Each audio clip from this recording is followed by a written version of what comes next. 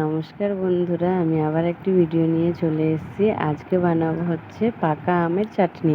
কাঁচা আমের চাটনি তো অনেকেই খেয়েছো বা খেয়েছেন, তবে পাকা আমের কে কে খেয়েছেন সেটা কমেন্টে জানিও। আমি কিন্তু ফার্স্ট টাইম বানাচ্ছিও আর খাবো ফার্স্ট টাইম।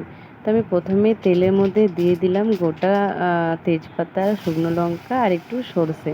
তার মধ্যে পাকা আমটা দিয়ে দিলাম আর তারপরে চিনি দিয়ে দেবো একটু। আমি গুড় দিতে চেয়েছিলাম, তবে গুড় আমার কাছে এখন অ্যাভেলেবেল নেই। তো তোমরা কেউ করলে গুড় দিতেই পারো, যে যেমন খাও। আর ঝালও যেমন যে পছন্দ করে সেটা দিতেই পারে। তারপরে একটু জল দিয়ে দেবো আর তারপরে একটু মাখা মাখা হলেই নামিয়ে নেব। জানি না কেমন হবে, তবে করে তো দেখি, যদি ভালো হয় তো জানাবো। আর তোমরাও অবশ্যই করো। আর আমার ভিডিও যদি তোমাদের ভালো লাগে তো লাইক সাবস্ক্রাইব করো, কমেন্ট করো। আর দেখা হবে নেক্সট ভিডিওতে। তো দেখতেই পাচ্ছ ফাইনালি আমার হয়ে গেছে। তো